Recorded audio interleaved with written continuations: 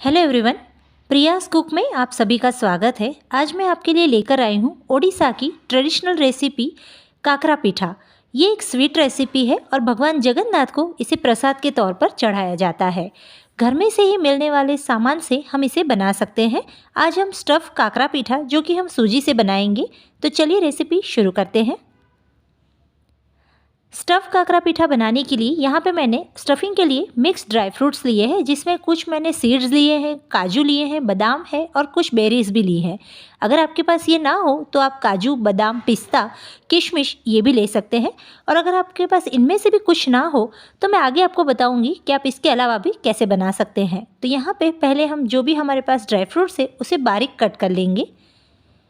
हमें इसे इतना बारीक करना है कि स्टफिंग भरते टाइम अंदर से बाहर ये निकल ना आए और हमें स्टफ़ करने में प्रॉब्लम ना हो। तो देखिए काफ़ी छोटे छोटे टुकड़ों में मैं इसे काट रही हूँ। तो सारे हमारे ड्राई फ्रूट्स कट के रेडी हो चुके हैं। अब चलिए चलते हैं गैस की तरफ। यहाँ पे मैंने एक मोटे तले की कढ़ाई को चढ़ा दिया है जो कि नॉन स्टिक है।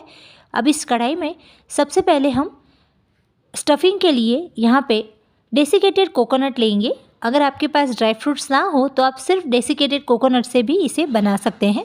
हम यहाँ पे दोनों चीज़ों का इस्तेमाल कर रहे हैं। मैंने यहाँ पे आधा कप से थोड़ा कम मैंने डेसिकेटेड कोकोनट लिया है। आप फ्रेश नारियल का जो नारियल होता है उसे ग्रेट करके भी ले सकते हैं। साथ ही यहाँ पे टेस्ट के अकॉर्डिंग शक्कर ली है। मैंने यहाँ पे 3 टेबलस्पून जितनी शक्कर डाली थी और इसे हम अच्छे से रोस्ट करेंगे। सिर्फ 1 मिनट के लिए रोस्ट करेंगे ताकि जो नारियल के अंदर जो मॉइस्चर होता है वो निकल जाए। अब इसके अंदर हम जो हमने ड्राई फ्रूट्स काट के रखे थे वो डाल देंगे।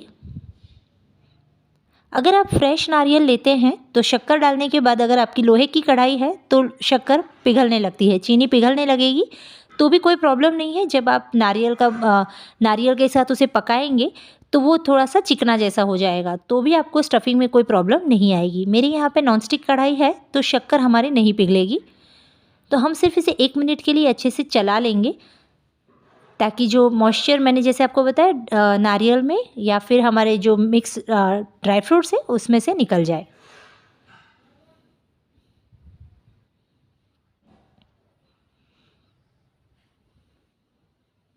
तो अब ये रेडी हो चुका है।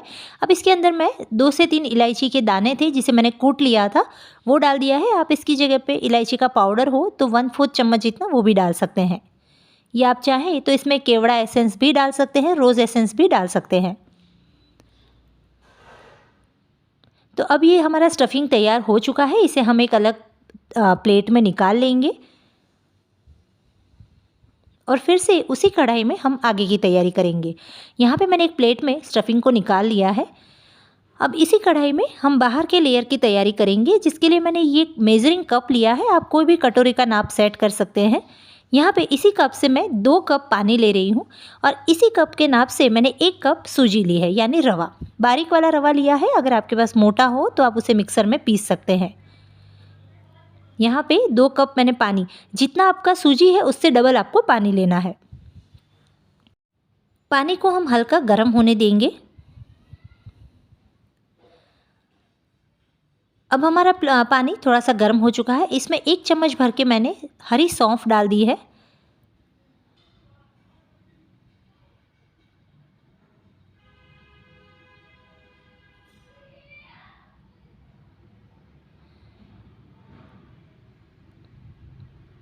और इसके साथ ही आधा चम्मच हम घी डालेंगे। यहाँ पे मेरा घी जो है वो पिघला हुआ नहीं है, इसलिए आधा चम्मच है। अगर आपके पास पिघला हुआ हो तो 1 चम्मच तक आपको डालना है।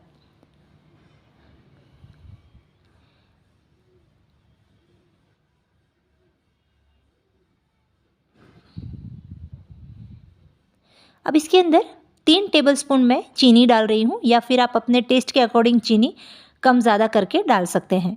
बाहर के लेयर में भी मिठास चाहिए और अंदर में भी मिठास चाहिए, इसलिए दोनों का अलग अलग मैंने मेज़रमेंट आपको बताया है।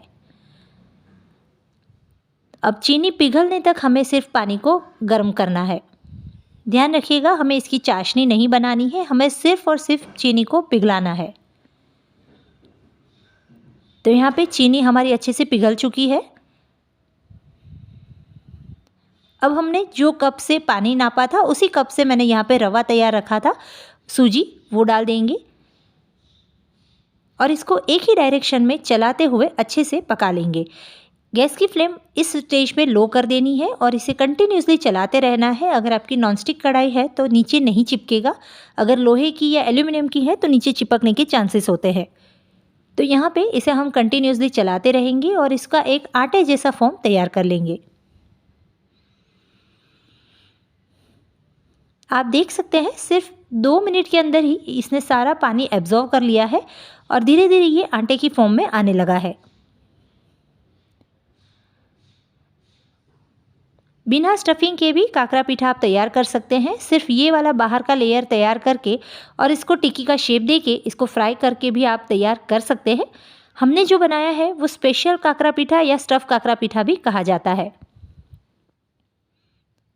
यहाँ पे अच्छे से इसका आटे जैसा बन गया है, फिर भी मैं इसे आधे मिनट के लिए और चला लूँगी ताकि अच्छे से हमारा एक जो बाहर का लेयर है वो तैयार हो सके। आप देख सकते हैं इसने पूरी तरह से पैन को छोड़ के एक तरफ इकट्ठा होना शुरू कर दिया है।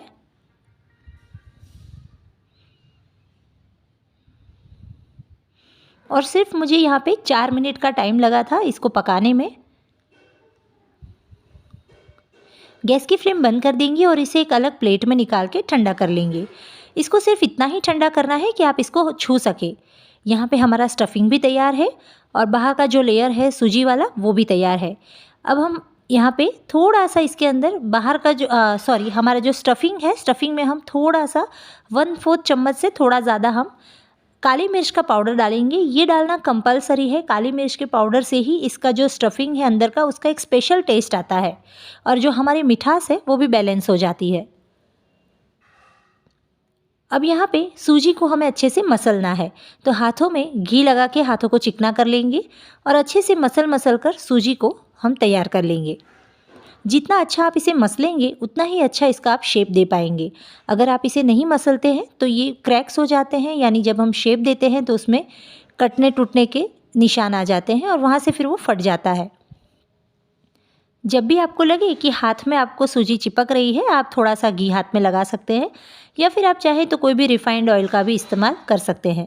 लेकिन घी लगाने से मिठाई का टेस्ट बहुत ज़्यादा बढ़ जाता है और जब भगवान को चढ़ाना हो तो घी का ही इस्तेमाल करना चाहिए। आप में से कोई भी अगर जगन्नाथ गया है तो मुझे कमेंट्स करके ज़रूर बताइए कि वहाँ पे आपने इस प्रसाद को कभी ट्राई किया है या नहीं। तो यहाँ पे हमारी सूजी भी तैयार है। देखिए अच्छे से एकदम परफेक्ट इसका एक डो जैसा बन गया है। अब हाथों को चिकना कर लेंगे और इसकी बड़ी बड़ी लुइयाँ काट लेंगे। आप जिस भी शेप में या साइज़ में इसमें आप बॉल्स भी बना सकते हैं, वो आपकी चॉइस है, या फिर टिक्की का जो नॉर्मली शेप बनता है वही मैं आज बना रही हूँ। इसके अलावा आपको साइज़ भी आपकी चॉइस है, आप छोटा बड़ा कैसा भी बना सकते हैं। यहाँ पे मैंने 1 लुई ले ली है। इतने से आधे कप सूजी में मेरी 8 लुइयाँ तैयार हुई है। तो यहाँ पे अच्छे से इसको हम कटोरी का शेप दे देंगे।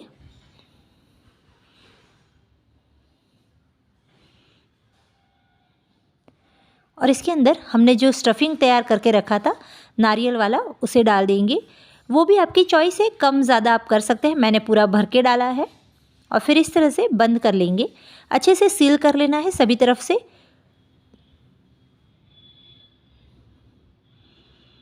ध्यान रखिएगा कहीं से भी इसके खुलने के चांस ना हो, उसका आपको खास ध्यान रखना है, नहीं तो तेल में जाने के बाद ये फट सकता है।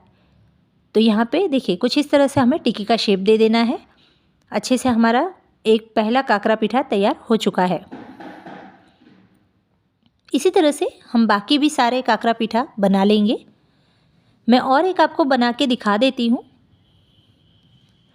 यहाँ पे मैंने इसको चपटा करके टिक्की का शेप दिया है। आप चाहे तो गोल इसको दोनों हाथों के बीच में, हथेलियों के बीच में घुमा के बॉल का शेप भी दे सकते हैं।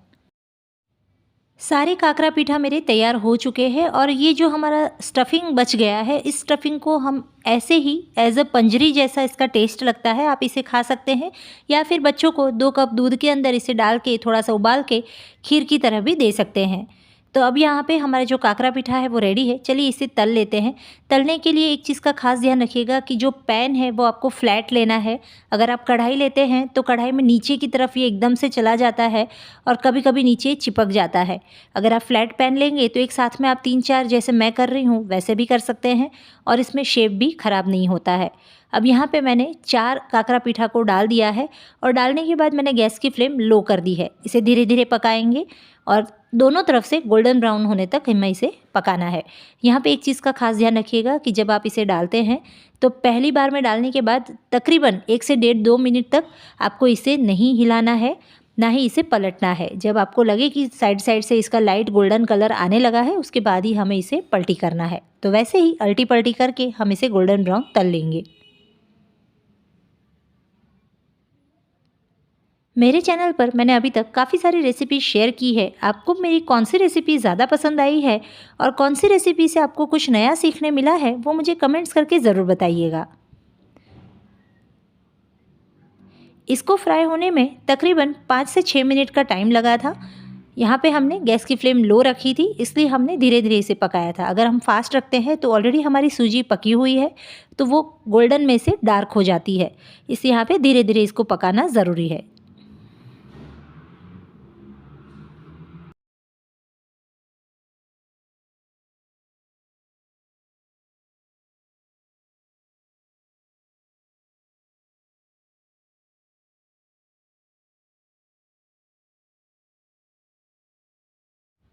आप देख सकते हैं कि दोनों तरफ से मैंने अच्छा इसको गोल्डन कर लिया है।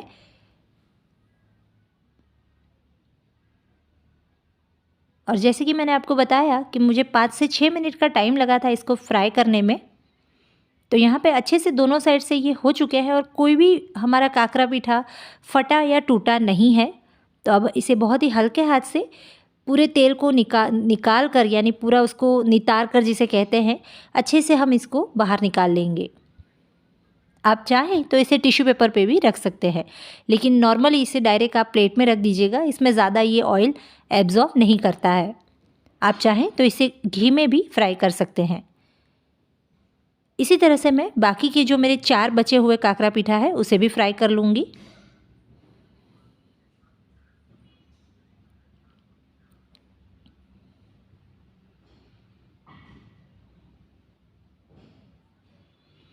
तो सारे काकरा पीठा तल के रेडी है और आप देख सकते हैं बहुत ही खूबसूरत ये दिख रहे हैं।